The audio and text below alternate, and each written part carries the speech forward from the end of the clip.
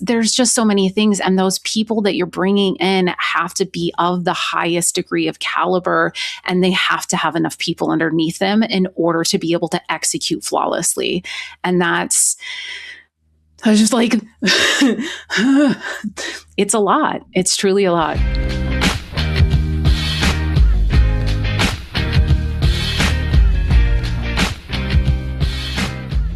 Meet Social Pro from Opiniion, the #1 social media management platform in property management. Create once. Publish everywhere. Publish all the content that matters, stories, posts, reels, tweets, and more. From Facebook to Instagram and beyond, Social Pro lets you create beautiful, optimized content in seconds.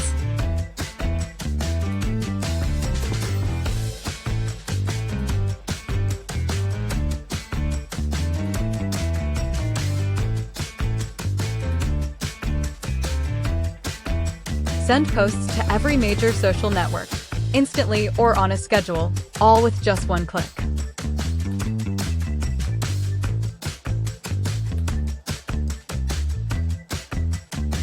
Easily stay on brand using built-in Canva integration, premium stock photos, and custom watermarks.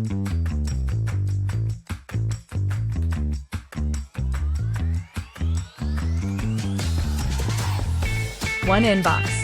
Every comment, DM, and mention all in one place.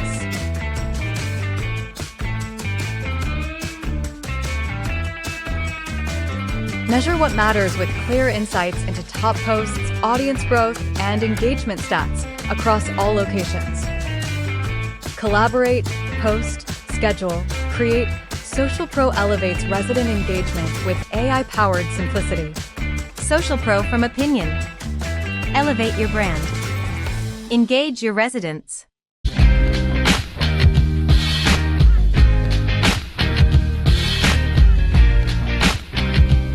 Welcome to the Student Housing Insight Podcast. I'm your host, Wes Deese. I'm also the CEO of Student Housing Insight. If this is your first time joining us, we are a platform for off-campus student housing professionals to network, share ideas, as well as data. And you can find out more about our platform at studenthousinginsight.com. And in addition to this podcast, we also host the industry's monthly webinar for the U.S. called Shop Talk. Each month, we provide legislative and policy updates that are impacting our industry. Shop Talk also provides a monthly overview of pre-leasing data on a national and a regional basis, along with a panel of operators who provide their on-the-ground observations of how that leasing season is going. And we also typically provide a topic of the month as well. So a lot of great information. And if you were involved with the operations of student housing in the U.S., as well as Canada, we touch on Canada a little bit as well. You should be registered to receive our monthly invites. And you can register for that as well as review prior Shop Talk webinars by going to shoptalk.info. Again, that's shoptalk.info. The link will be in the show notes as well. And with that being said, let's get into January's wrap up. And to help me, as always, with our monthly wrap ups, the wonderful Gretta Dare is joining me. How are you? Hi, I'm doing great. How are you? I'm doing fantastic. Yeah, I'm getting ready for apparently a lot of snow for the Carolinas. They're saying 3 to 6 inches. I do not want to hear it. I showed you all of the snow that I have now that I am back in Indy, and I would happily be back in North Carolina dealing with the mere 3 to 6 inches or the light dusting that shuts the whole city down and it comes to a screeching halt.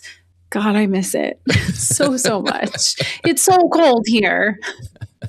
Well, yeah, we got a decent little ice storm last weekend, and so now we're moving forward with apparently a lot of snow. We haven't seen snow here in this level. I think they said since 2018, and yeah, it's this has to be the last weekend. I'm not going to do another weekend where we're preparing for shoveling and all that kind of stuff. The sledding's great, but if it's around for more than 24 hours, done with it. Yeah, I'm over it. It needs to be gone now. Thanks so much. Bye.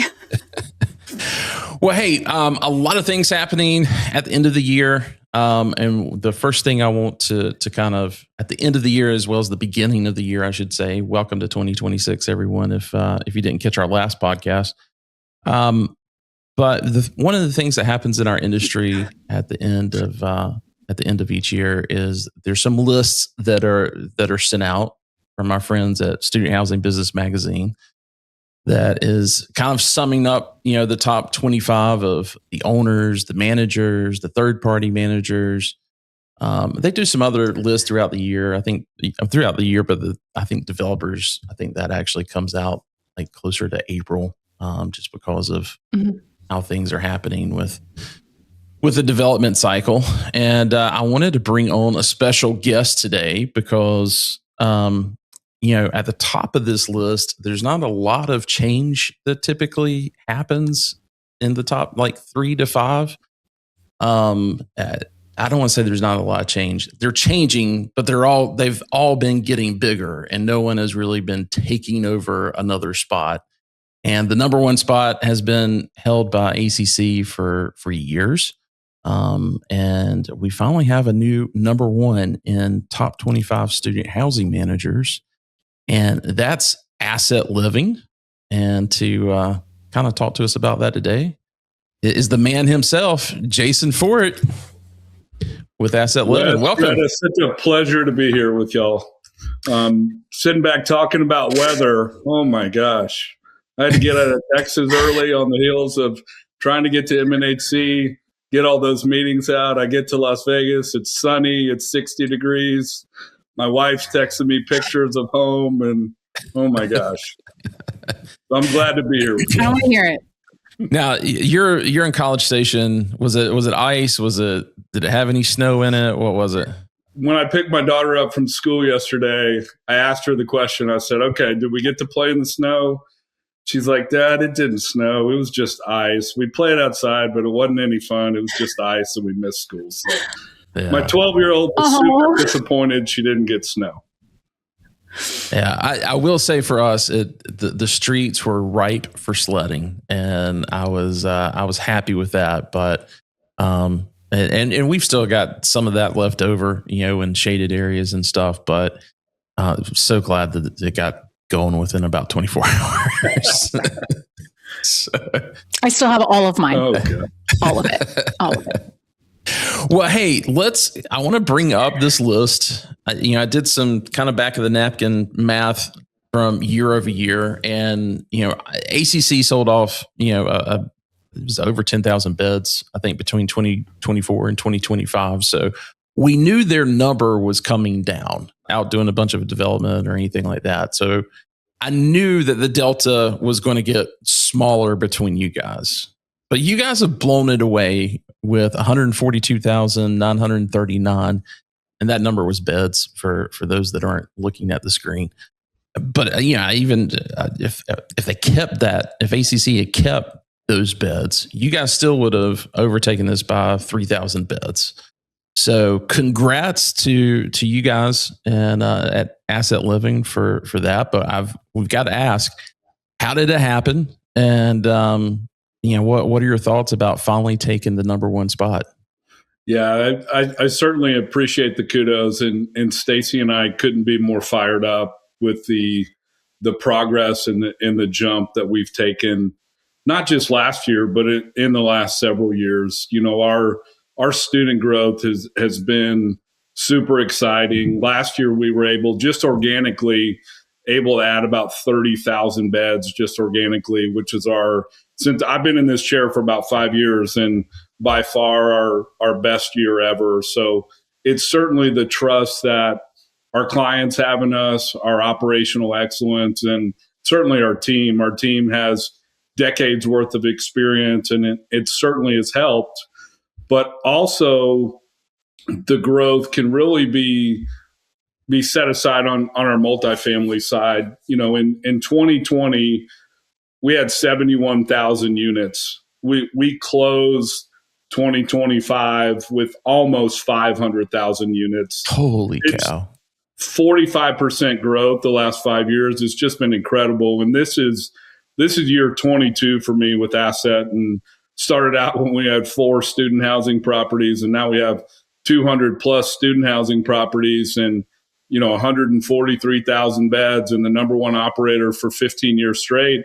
And we were talking earlier, that's 10% of asset living business. We're certainly the small fish, but Stacy and I couldn't be more proud of where we've gone and what we've done with our recent acquisitions in California and the Midwest and the Southeast.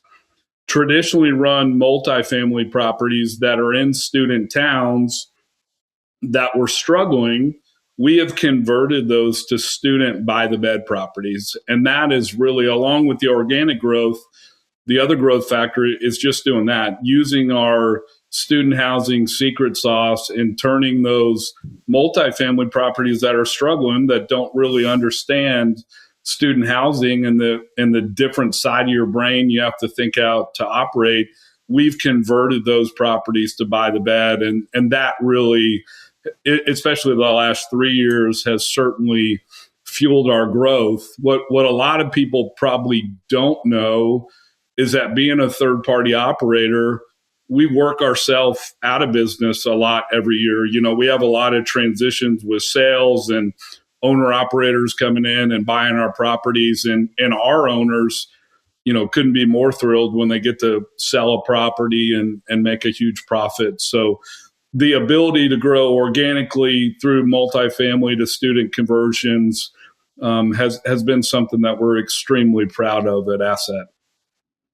Well, yeah, and that's so key what you said about the conversions to student, because there were so many, especially on the West Coast, there were so many of these multifamily operators who were, essentially operating student housing, but not putting that label on it, right? And it's nice seeing that that's kind of brought into the fold. Now it's running into all the metrics with College House and the other groups that are tracking student housing numbers, instead of being in the shadows as so many of those types of assets have been in the past. So, what's unique is when we talk to our bigger clients now, we can actually go in and pitch, this is how our student team would run a property. This is how our multifamily team would run a property. And based on the client's investment strategy and need, they're like, we don't care who you pick. We're going to excel either way. But depending on what your investors want to see is how we'll operate the property. And I have a weekly discussion with our multifamily BD team, and we kind of talk through that, how that sales approach can better go. And you and Gretta know better than anyone. The last 3 years has been like rainbows and butterflies in student housing with rent growth and occupancy.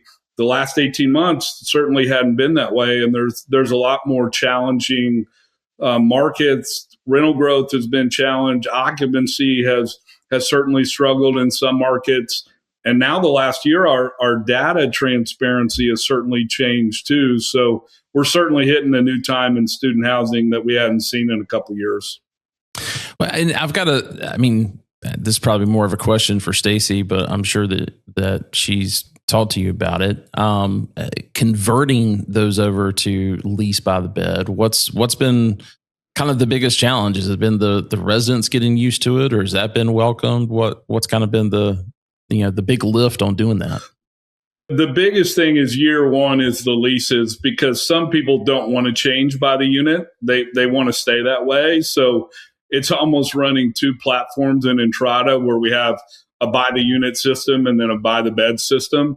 And it's a 24-month process before we get everybody on the same leases and kind of the same style, because you don't want to lose renewals at all. So you certainly have to be flexible in your operations when you first make the change. So it's more operationally intensive, kind of labor-wise, a little more high maintenance the first when you make a transition, but our teams do it enough where it just becomes second nature.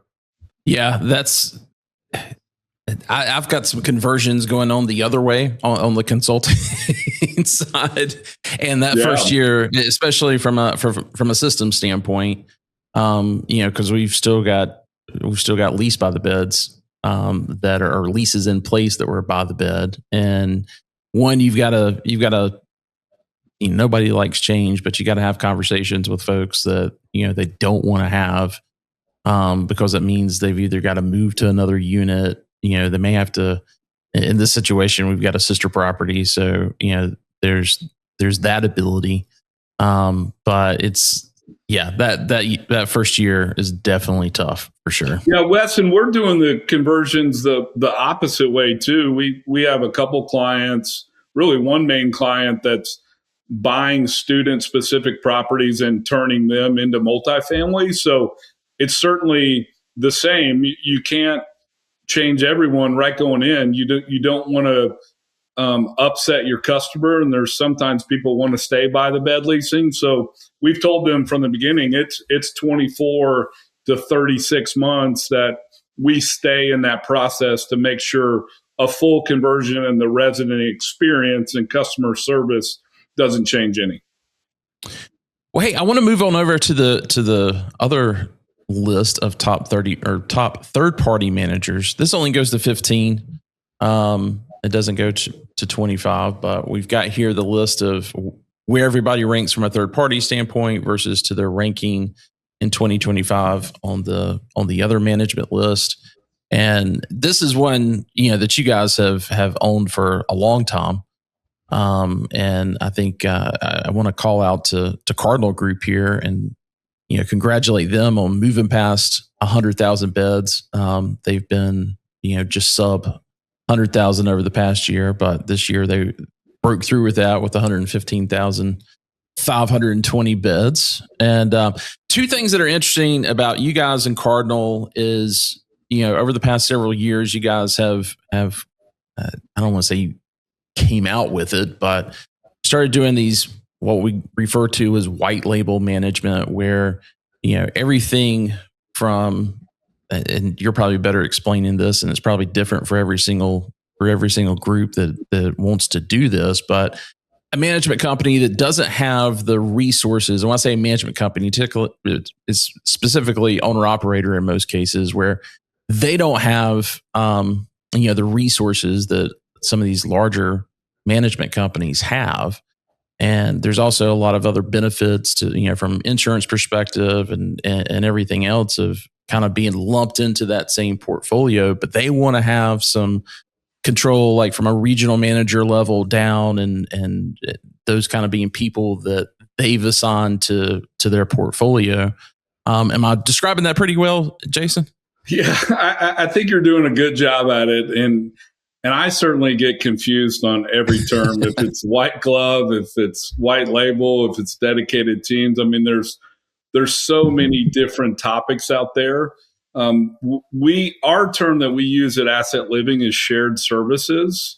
We have about 65,000 units right now that are part of shared services, where it's not traditional third-party operations like we've seen in the past. I mean, Cardinal has certainly had an amazing 25, and congrats to them getting over that 100K barrier. Certainly a huge accomplishment.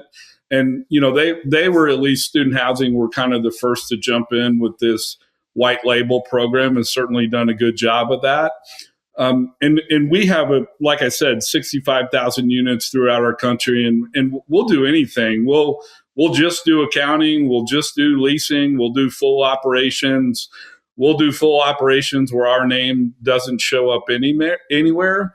As a third-party operator, we've learned the last 5 years that we have to be flexible. We can't shove our clients into our box like a Greystar does. Greystar has 1 million units, and they can kind of operate how they want to operate. Being that owner platform. But when you're a third party operator and you don't have any ownership interest, you look at almost everyone on that list that you have up, and we're different. We own 0 beds. We own 0 units. So our operating platform has to be totally different. It has to be flexible. It has to be nimble. And we have a suite of services that we can offer to any client. And last week or this week, I don't even know what day it is. This week, when we were in Las Vegas, talk to clients, investors, that's our biggest sales pitch is, we will customize an operating platform to your investment, to what you want to see and how you want to be, from reporting to anything like that. We'll certainly tailorize a program. But I think if you're not flexible management wise with the consolidation that we've seen and this really movement that investors want to see an integrated management platform, if we didn't change, I think we would have been left behind. So it's certainly been a fun transition, but I still don't know what the hell to call it most of the time. Well, I want to, speaking of consolidation, there's another group on here I think it's definitely worthy of mentioning here. Now, there's a pretty big gap between number 2 and number 3 on this list, because it's Cardinal at 115,000, and then it's Peak Made at 43,000. Again, this is the third party management list. Another couple spots below that they, I can say I'm not exactly sure where they were at last year on the third party. Let me switch back to the other top 25 housing managers, but Yugo jumped up 9 spots from 19 to 10. And of course, a lot of that had to do with the acquisition of Campus Advantage that happened at the, I guess, late spring, early summer. And we keep seeing year after year this consolidation that's happening. And I'm curious as to your thoughts. Do you think we're going to continue seeing that? And are we, will the top, I remember when the top 5 lists, or to be in the top 25, you had to have like 4,000 beds. I feel like we're quickly getting back to that, because not because there's been more, inventory that's necessarily been developed, but I think it has more to do with this consolidation that we're seeing at the top by these kind of Goliaths in our industry. Yeah, Wes, I think we're going to see consolidation continue to happen. There's probably firms right now meeting that they met this week at M&HC, or they're planning and they're talking about it. The cost to operate, all depends on scale, and the bigger you are, the better margins they're going to be. So, certainly exciting to see what Yugo and Campus Advantage did. 2 firms joining together to get bigger and make their platform stronger and make their cost to operate cheaper. So I don't think it's going away. We see it a lot on the multifamily platform, and I certainly think we'll see it on the student platform at a higher rate than what we've seen in the past. Well, one other list I want us to go over before, I know this is kind of small for folks that may be looking at it, but the top 25 student housing owners ranking, and coming out on the top of this list is obviously ACC, still holding that one at 104,691 beds being owned. They did drop, as we mentioned, about 2.7% year over year. Scion has grown, still in that number 2 spot, but number of beds have grown 7.4%. So they're just under 100,000 at 97,610. And of course, we've got Harrison Street at number 3. And then Core Spaces has had a huge amount of growth at 35.4%. Now it's 61,392 beds. All those huge properties that they keep, the monoliths that they're building. And Landmark, it's reported 11.7% increase, but I wonder if that number is before that last disposition of properties that they sold off to Yugo. Any of you guys know? I don't know that for sure. I certainly know what's interesting is the Landmark, the Core Spaces, the LV collectives that are now not just doing development, they're going in and they're buying existing properties and going that route too. Certainly the development numbers aren't what they were a couple years ago, and now these developers are kind of transitioning and buying existing deals and going that route. I mean, it's certainly an interesting concept. I think what Scion's doing is very impressive. I don't know how many Scion properties or Scion has bought asset living properties, but it's a lot. We've transitioned our ownership groups with Scion coming in and purchase. So they're a very active player in the space. And you know what, ACC has been on that top owner list for who knows, it seems like 2 decades. You know, they certainly have a stronghold when it comes on, you know, these on-campus P3 deals that seems to be increasing by the moment. And they do an amazing job partnering with universities and building first-class on-campus facilities. So certainly a trend that's exciting to see in the space. Yeah, I love them going in and buying existing properties because there's so many that were already in fantastic locations that already came with great amenities and stuff like that, and going in and being able to be able to re-up them essentially as opposed to tearing something down. I think that it's great for the community, for just the university in general. It just makes good sense, especially considering the fact that a lot of them, you know, you're looking at 13, 15, 16, 17 years old. It's just... there's no reason to not, essentially, if they're already in a great location. I agree 100%. I mean, the biggest thing is there's just not available land for these developers to go buy. That was the reason, exactly. So they do have to buy the ones that are early 2000s or early 2010s and see what they can do from a CapEx perspective to kind of bring them up to standards and get them to another level. Plus, a lot cheaper to do that than build from the ground up too. Yep. Yeah. So any other predictions for 2026, Jason? Wow. What a loaded question. Yeah. I mean, I think the biggest topic that kind of came out for me with all my meetings last week was really just execution. We talked a lot about on-site teams. We talked a lot about getting back to the basics and kind of dominating the fundamentals. You know, the execution and lack of data on the student side are certainly topics that we talk about all the time. We have our annual student housing conference for the first time and probably before COVID that we're all getting together. We've kind of done separate conferences, but next week we're going to all be together in one place and super excited. And our theme is really, you know, dominate the basics and really execute to another level. And that really, to me, is what separates, you know, the top from the average. And if you can dominate the basics every day, you're certainly going to be successful. But, you know, money's harder to come by. So it's certainly performance and execution is certainly comes to the forefront with these operators across the country. Well, toast to you with my iced coffee.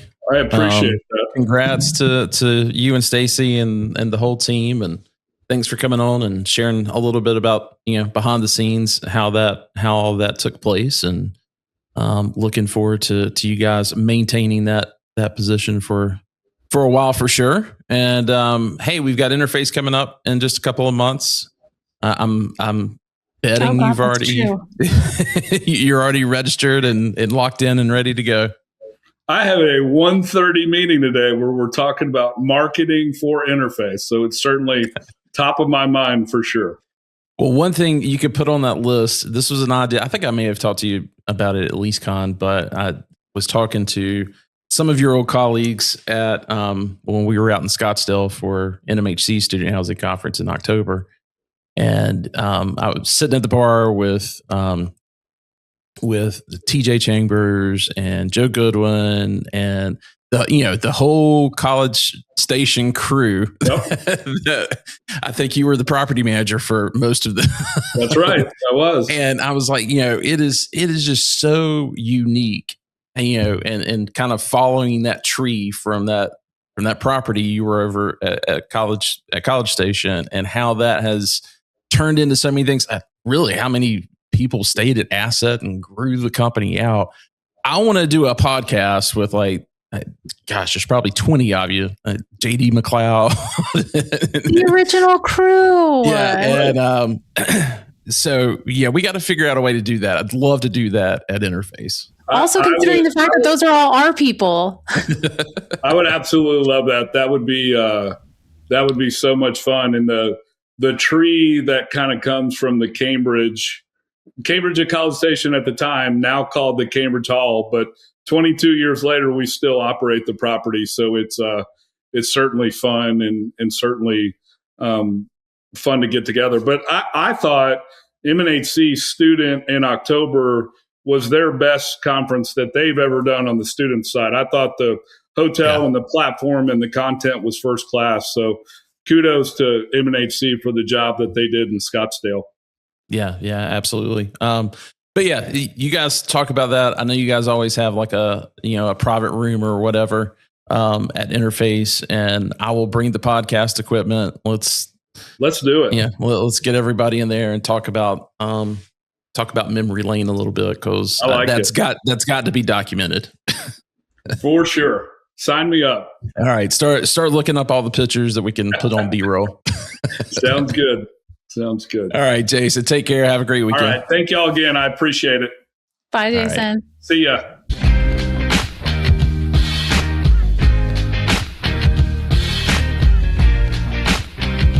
Always great catching up with Jason, and it looks like you've got something new on your labs. Yeah, Mouse decided that she needed to be a part of the podcast. She needed to be a co-host. She's got thoughts. Yeah, she's like, excuse me, I need to be perceived at this point. So introducing the third co-host. Well, hey, let's jump into the news and talk a little bit about. I typically don't bring up these announcements of new deals, that are being announced, because I just think it's a bit rhetorical. But when Core Spaces announces one, as we've seen here lately, it's typically a behemoth. I was going to say a monolith, a behemoth. How many gigantor words can we find? How many more adjectives? Yeah. So Core Spaces breaks ground on 2,352 bed mixed use development near the University of South Carolina. We call it the ōLiv Columbia. They've already got a really large property at USC already, but I wanted to bring this up. And this story came out on January 5th. By the way, congrats to the Core Spaces team. And I'm sure Jordan and Sarah are going to have a lot of fun with the pre-leasing on this one. What Core Spaces is doing, some of their announcements and the size of these are just huge. And I wanted to talk about it because we've got, Student Housing Insight is our community is all about operations, and the largest property I have personally been a part of the management on, I think, was 1,600 beds. Consulting wise, you and I worked on something last year that was 3,600 beds. Largest private deal in the country. But some of these, they've got nearly 3,000 beds that are coming online, or with the addition of the second phase in Knoxville for their project there. So I just wanted to talk about how does one manage properties like this? I'm not sure. The biggest question I've got is who's going to ultimately end up buying this one day, because there's always that life cycle. I'll leave that up to the brokers and the equity guys to sort out, but that's another question I've got. But yeah, let's just talk about the operations. It's funny because obviously that's been, Jason talked about it when he was on, that's been the big topic was back to basics and operations. But that was also a big topic even at LeaseCon, that's on everybody's mind right now. And, looking at that, it's 723 units. And so that was one of my biggest questions, was the number of units. And the reason why that was the question that I needed is the largest property that I physically worked on as an on-site team member. And that was something that you and I were talking about when we were originally going through and prepping for this, was it was just under 1,000. It was the third largest here in the state of Indiana. And it was, it was enormous. And that operationally was a lot to handle. It's something that requires so much effort and so much coordination, and so many things can go wrong in so many different ways. And that one was older when, we took it over, and it was very spread out. That was conventional multifamily. It is a lot that can go wrong in just a matter of minutes. And so it isn't just a matter of getting it leased up, because that in and of itself is a lot to consider, and that was one of the first things that you brought up, and it is a lot to figure out. And they dealt with that in Knoxville, as we know. And that was a huge topic of conversation. And obviously, we're privy to a lot of the information behind that. But it's once you actually get to that point, it's keeping it leased. And in order to keep it leased, in order to keep it renewed, you have to keep it operationally strong and tight. And that's the trick. And that's what I'm curious about. And we've seen a lot of people that you can either do it or you can't. And it's how long can you sustain that for? It's a lot. It is really a lot. I'll tell you. Yeah. I mean, when you're talking about 2,300 beds and let's not forget 1,600 spaces of parking garage. I mean, that may be the largest parking garage in Columbia for all I know. That's a lot of parking. It's a lot of parking. And it's not even parity between the number of beds. So let me just kind of walk through really quick on kind of the highlight of this article so everybody understands the context. The project is being developed through a public-private partnership with the City of Columbia and Richland County. So not the university, but still a P3 project. And will be located adjacent to the city's new municipal complex, which is currently under construction. The development will include a 26-story conventional multifamily tower for young professionals and a 22-story student housing tower, delivering a total of 723 units. Shared amenities are set to include a resort-style rooftop pool, spa, and fitness center. Are the young professionals and the students going to commingle on the amenities? I'm curious. I feel like you always one, I don't know if that's what you're communicating right now, but that isn't something that I ever worry about. But again, that was because one of the other properties that when I worked on site, that was something that I was used to. Yeah. And it worked out well. Yeah. Spa, fitness center, private study rooms, an outdoor sports court, and a coffee shop. The development will also feature 2,140 square feet of ground floor retail. That's not that big. Is that like a Starbucks and a Kava or something maybe? And a 1,600 space parking garage. Affiliates of Apollo provided construction financing for the project. Newmark assisted in the debt financing for the transaction. And the development team for ōLiv Columbia, which is scheduled for completion summer of 2028, includes Juno Construction and Dwell Design Studios. I think that's who did Knoxville for them too, wasn't it? I'm pretty sure. Dwell's good. I like what I've seen from them. So yeah, I mean, when I read this, all I'm seeing is, okay, who's the property manager that I hire for this, or the general manager that I hire for this property? Because going back to that 1,600 bed property that I mentioned, which was spread over like 30 acres, and it was garden style, that commanded somebody with an MBA. And I'm really kind of, if someone is looking at this right now and they're thinking about, or if someone's in their career right now and they're thinking they want to be a regional manager, or if they are a regional manager, I wouldn't put ōLiv Columbia, like, you should consider that if Core reaches out to you. Well, we've talked about that, where it's like literally the size of these are the size of like regions. That's the number of these beds. And so like the whole property, or the leasing and marketing position and the maintenance position, each one of these are commanding that level of oversight and understanding and coordination. And are they going to be staffed appropriately? Are they going to be able to, because one of the other things that had to be taken into consideration, as we've seen, is the technological difficulties that you may run into that you don't necessarily anticipate. That was another thing that, we've seen happen. Or how is move-in day going to work, and how is turn? And it's truly, especially when it comes to the staffing, that is a huge budget in order to make sure that your maintenance and work orders are done consistently and as they should be, because that will make or break your property over time. There's just so many things. And those people that you're bringing in have to be of the highest degree of caliber, and they have to have enough people underneath them in order to be able to execute flawlessly. And I was just like, it's a lot. It's truly a lot.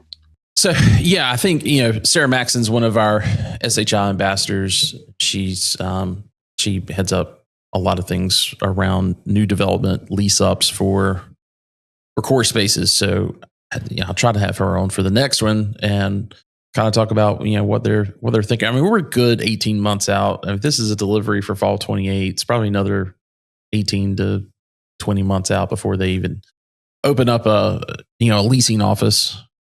So it's, I'm just interested on their thought process behind these really large, as far as staffing, these very large residential towers. They've for sure already had to have started planning, without a doubt, put all of those plans in place. And I think that because of the fact that there's so few properties that are of that size, I think that it's a really interesting topic nonetheless, figuring out how everybody is, putting all of those pieces together.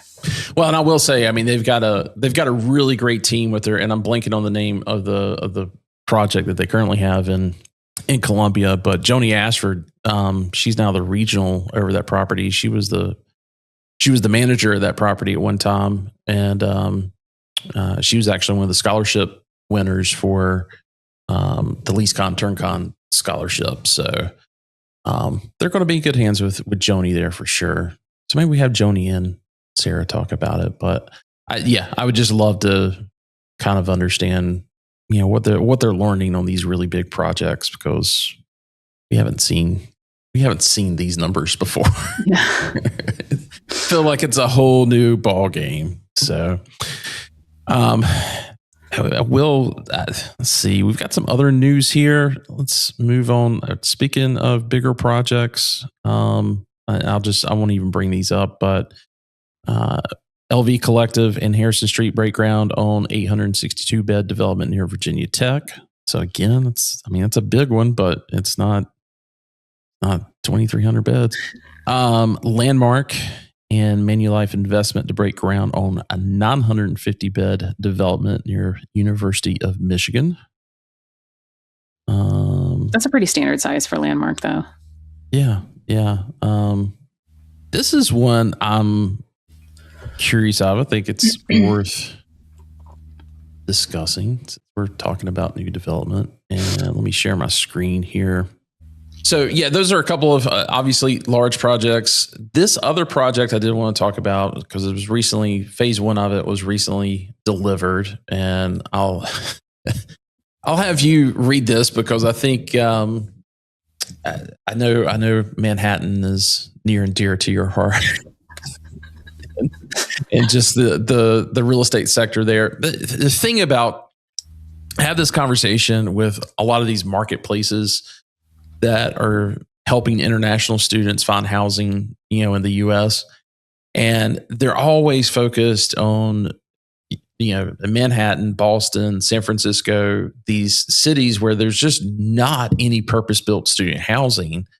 And, they come to look to me for, introductions or advice or whatever on, penetrating those markets because they've got so many international students that are wanting to get into those big metropolitan markets. And I'm like, yeah, you're going to have to start walking the street and finding the realtors and the leasing agents in the cities because, one, the barriers of entry are so high. And two, it's just, there's only so many developers that want to go through that hassle of building in those markets. So But I'll read the headline and then hand it off to you. BDB Construction completes phase 1 of student housing conversion in Manhattan's financial district. This came out December 15th on Student Housing Business. So this one's really exciting. It's a project that is it's a project that we don't see that often, especially in Manhattan in the financial district. And so this one's worth mentioning. It's also a really great contrast against the huge project that we just spoke about. It's 142,000 square foot property being redeveloped by Found Study, was previously home to a 492 room Holiday Inn hotel.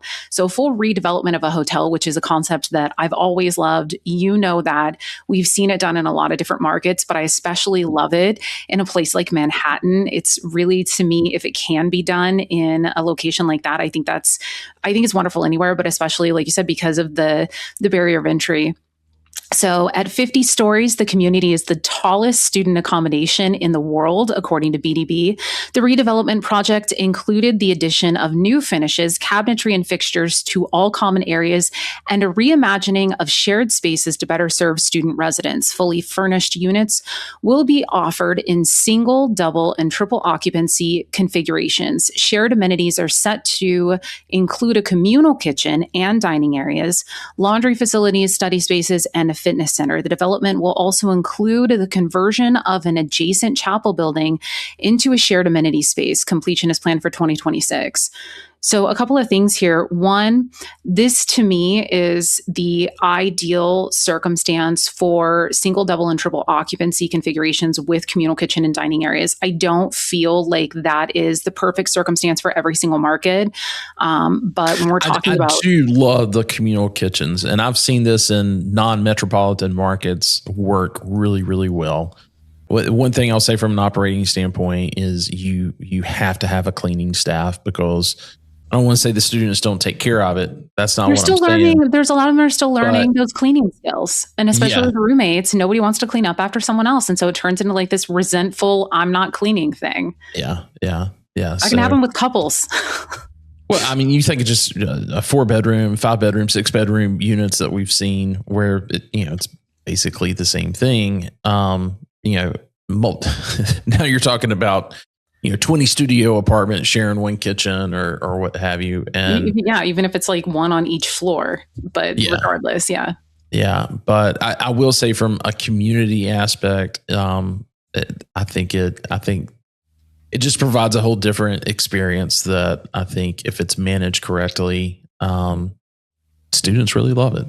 Yeah. Well, and especially, it isn't that big of a transition, especially if they're coming from the dorms. They're already used to it from that perspective. And I obviously, I haven't seen anything in regards to this. I'm really excited to look it up. But if they do have anything inside of any of the rooms, if they have different types where maybe some of the rooms have a microwave or a mini fridge, or they have the option, because in most cases you can get a little mini fridge that isn't a big deal to have in your own room, so that you could just have like a couple of quick, easy little snacks or something like that. And then that way, when you're going to the communal kitchen, it's just because of the fact that you want to actually have the option to fully cook, because not everybody wants to. You can get most things delivered, you can go out to eat, and you just want to have a couple of things in your room. And that's where that really, truly makes a lot of sense. I do think it's interesting that they are developing, because I've only seen this and I know it is a lot more common, the conversions of a church or a chapel. And I think that's a great reuse of those types of spaces.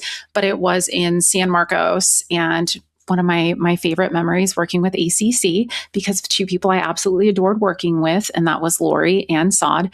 But there was a property there of ACC's that was a chapel that was redone, and it was done beautifully. So that, if done, when done well, can also turn into a really great space too. Very peaceful. Well, and I have to mention in a lot of those situations, I don't know if this was the case in San Marcos, but universities have a lot of campus ministries and things like that. And a lot of, especially the older ones, the Baptist student unions, the Wesleyan student union, those kind of things. They've owned real estate really close to the university, and it's depending on the organization, them trying to build new facilities, because a lot of these facilities were, built in the 50s and the 60s, and there hasn't been a lot of update. But you've got, weekly meetings of, 200, 400, 500 students, and, they need more space. They need more, something that's that's for today and not for 50, 60 years ago. And so, there has been some groups that have been, looking at coming in and providing that space, building that space for them in a mixed use capacity, and then putting residential above it, and if it's structured right, you can do you can use the 501c3, and the land and everything stays with the 501c3. So there's some tax advantages there. They do have to receive money off of that waterfall in order for that to make sense. But there's fees that folks can receive that are between the resident and the 501c3. That makes a lot of these deals worthwhile. And so that's when we're talking about some of these barriers of entry in these metropolitan markets. That's one to certainly look at as well. So congratulations to BDB and the folks that completed that project in Manhattan. Looking forward to seeing that. It didn't give any notes on what the second phase is going to be. So I wonder if that second phase is the chapel building, if that's supposed to be phase 2, or if they're just saying that that's just a part of it. So that would be interesting. Yeah, gotcha. Yeah. Well, it does. I'm just saying, like, it might be. I'm not saying that's because it doesn't specify. Yeah. Well, hey, the end of the year brings us the top 25 and some other stats within the industry, but from the not the on-campus side, but for the higher ed side, that also means that we start getting numbers of where things actually ended in the fall as far as enrollment. Typically, everybody starts reporting in October, and it takes a several weeks to kind of get to a point where we can say, okay, this is what we saw from an enrollment standpoint. And so this is from the Chronicle, which, by the way, I've got some opinions on some of the editorials that I read at the Chronicle, but I will say from a standpoint of getting really good information, of understanding what's happening in higher ed and some of the things that they're having to deal with, as far as the future of higher ed, and everything from AI to housing. There's a lot of great information in there, so definitely worth the paid subscription and getting those daily emails from them. But this came out January 15th. Enrollment ticked up 1% last fall, with most of the growth at community colleges.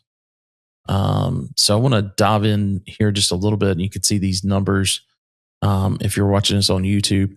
Public 4-year at 92,156. This is a change since fall of 2024. So public 4-year grew by 92,000. Private nonprofit, which has been on a kind of a decline anyway, 56,798 decline. Private for-profit, negative 11,282, and community colleges, a whopping growth of 172,979. So let's just call it 173,000. It's a lot. It's a lot. Is that surprising to you at all? Not at all. It's also just a note for anyone that didn't catch the two numbers. It's essentially twice what the public 4-year is. And I don't think that anyone that's been paying attention to everything would be shocked by that. Community colleges, in a lot of instances, can offer really, really exceptional education. It can also save you a lot in the long run. I was in the 8th grade when my 8th grade algebra teacher was telling basically everyone in the class to get their associate's degree, and at that point, we didn't have at our school what a lot of the programs have in their schools, like here. And Wes and Charlotte, I'm sure you're aware of this, where you can do start college in, actually while you're still in high school without actually leaving high school to start it. So you have those overlapping courses. But the biggest thing that she was stressing was to get your associates before actually going to university, and that it would, the credits, at least in California State, where I grew up, they would automatically transfer to any of the California State universities. And there was no reason to not. The quality of the education, you were not lacking at all. And that's the reality, is absolutely completely true. So many community colleges have exceptional professors. So I think that a lot of people have realized that, and there's no reason not to. And a lot of associate's degrees, even with that, or any of the career programs that you can go through, are exceptional as well. So I'm happy to see those numbers growing.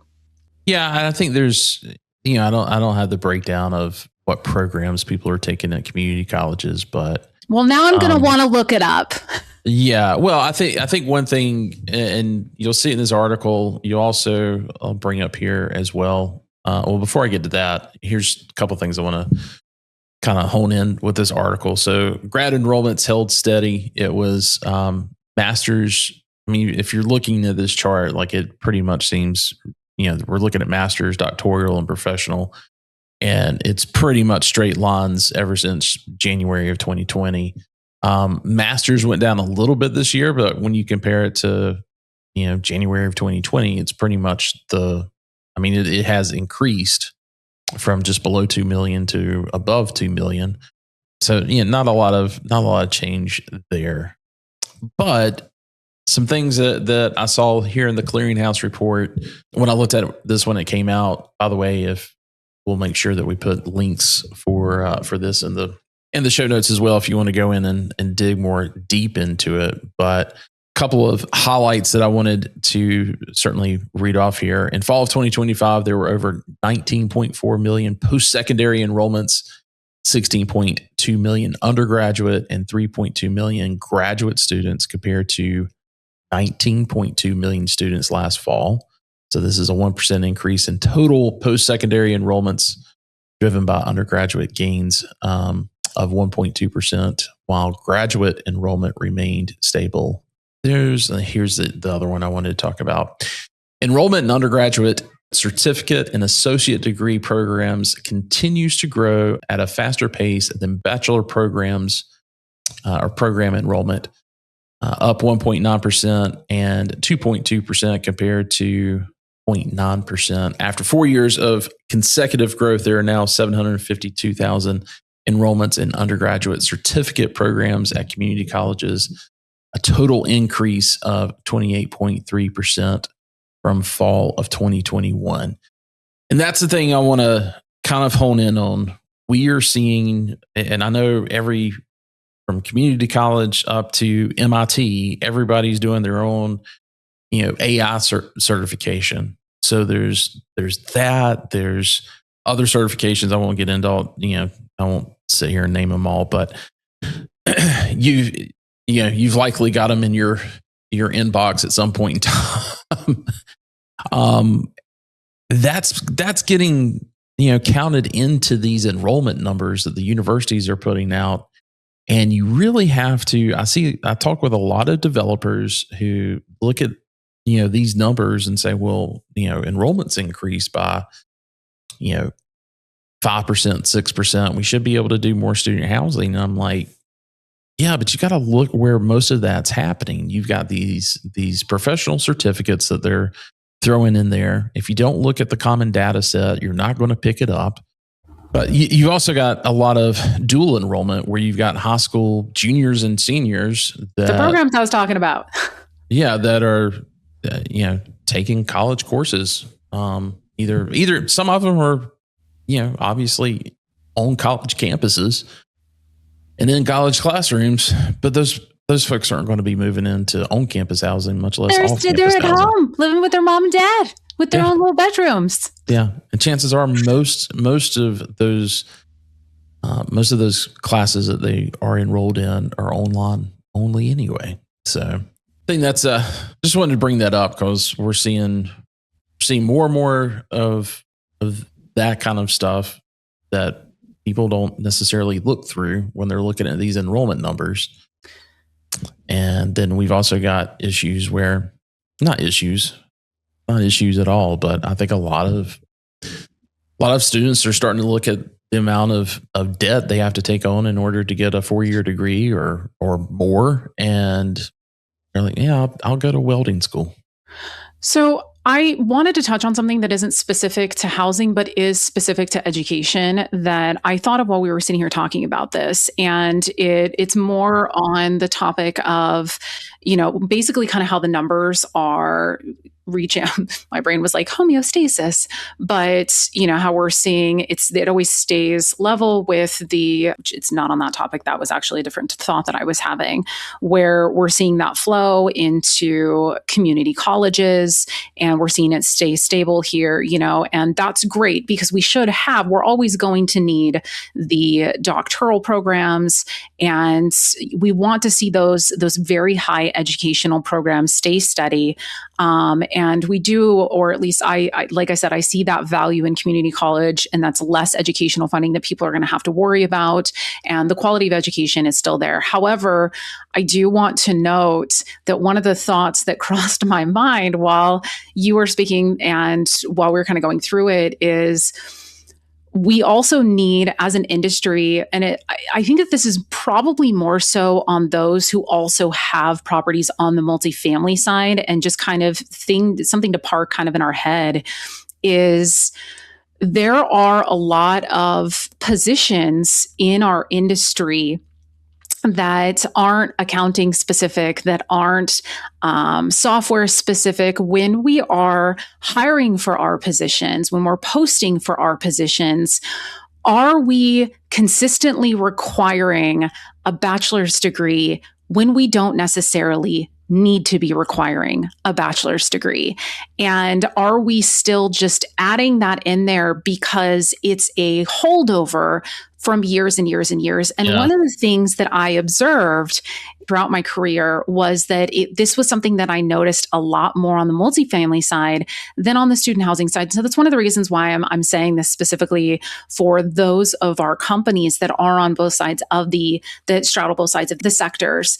But it is really something for everyone to really kind of pay attention to. If we're going to, for a lot of people who have a lot of opinions about degrees and education and all of that, maybe look internally to our own companies and go, do we actually require, or should we require a degree for that position? Or should we be looking at people's backgrounds and interviewing them and seeing whether or not they're good? Because you and I have talked about this a million times. I've had a lot of people that I've worked with and had work for me who've had bachelor's degrees and still can't even put together a great, well-written email, or can't figure out a lot of really basic things.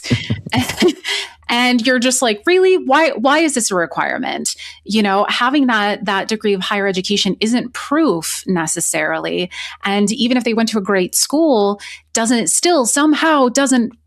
prove that. So maybe we stop with that higher point of entry, thinking that somehow that's doing something, while also on the other side saying that people, shouldn't be, they should be doing something different with their education, because we're the ones creating that barrier. And I happen to know this for a fact, just speaking from my own personal experience. Yeah. And I would even say the same thing with, when it comes to on campus, because I think that's where they have the highest points of entry.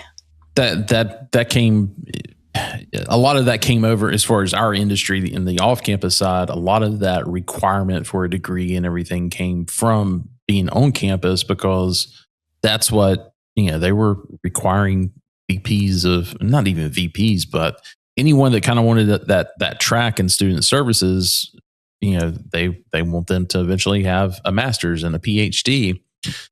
Which is astonishing, because I do want to know, what was our very first company that we all shaped ourselves after was American Campus. And do you know that if you went through all of their job descriptions, the mass majority of them didn't have a requirement for a bachelor's unless you were on campus? I'll take it back further than that. And this is, Bill Bayless came from what was previously...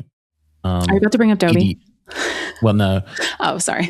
Previously EDR, and then before that was Allen O'Hara. They built these towers, a lot very similar to what we're seeing, with core spaces, but they would build these residential towers like Granville Towers in Chapel Hill, and I can't remember the name of the one in Morgantown that Bill came from, but they saw that very much in partnership with the university, and they wanted to make sure that they had someone on staff that resonated with the university, and some of that came down to, well, what kind of degrees do they have, and that's the way academia kind of that's how they put a label on people, I guess. But so that I think a lot of that has, as the off-campus industry has grown, I think a lot of that has stopped, but it's it's still out there to some degree. It is. It's just, like I said, it's just something for everybody to keep in mind as these conversations continue to pervade our industry. Just, that's all. And again, I know on campus is absolutely different, and I understand that, and we are catering to the university. And even at ACC, like I said, if you were on an on-campus community, that requirement was very different. I do think it is important for someone to, especially if they're on the marketing and leasing side of things, that they have at least gone to college for a year or so, because I know this hasn't been the case with you, but I was going to say, again with the exceptions, Wesley. With the exceptions, I think it's I think it is I think it's helpful when it comes to understanding where students are at and what students are dealing with. Honestly, and I can say, stepping onto that university for the very first time at University of Michigan, that was the most terrifying experience of my life, because I had, what I've talked about that before, like 72 hours to figure out everything. Not only I had to figure out student housing, I had to figure out university. I didn't even know what Greek life was. Yeah. And I had just taken that call from Kimmy Kelly, who told me that Bill Bayless wanted me to let you know that this is the most important project. No pressure. I was like, I'm going to throw up and pass out. Like, I don't even know how, like, the amount of information that I absorbed into my mind in that period of time about the market, student housing, and just existing as a university student. Like, my stomach just turned over again, remembering how that felt. And I was like, it was like one of those like hacker screens where they're just like in all of the, or like from Hangover, where it's like all this stuff is going through, and I'm like, must consume all of the information in just ridiculously short period of time. And I was like, all right, I've got it. Let's go. And here's my plan, and we're going to do it, and it's fine. And I'm reporting every single. So I don't recommend it to anyone. That's why I'm like, I don't necessarily disagree with you, because that was not an excellent experience. Yeah, I completely. Back to my point, I feel like if you're bringing in, for you, it was because you didn't have that background, you didn't have that kind of foreknowledge, and you had all these other assumptions about what a college campus was like. It probably played into that anxiety, but you're the type of person that you take anxiety and you like turn it into some kind of superpower. Like, it turns on all these other senses with you, and on the other side of it has always, from my observation, has always been great performance. So, when you're welcome, but that, it's a lot of pressure. And so I think, like I said, I do think that that's valid, just because it's to at least understand, especially if you're not coming from student housing, and, if you are coming from a different industry, to at least understand where like different facilities are on campus, and what that means when someone's just throwing a bunch of terms at you and they're like, go to this office. You're like, I don't know what that means. Know what each one of the offices are. Yeah, no, it makes your life easier. I get that. Yeah. Well, hey, that really kind of brings me to the end of this wrap up episode. Had a few other things that kind of had teed up, but we have ran out of time. And, That's right. I think this one was great. I loved this.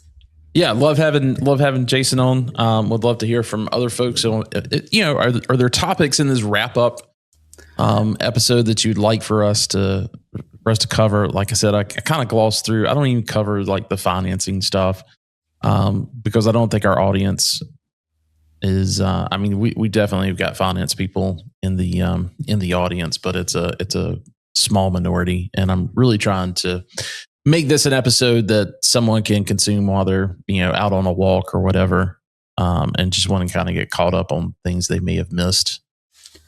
But if there are things specifically, email me at wes@studenthousinginsight.com.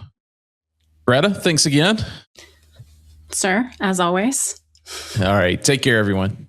Bye.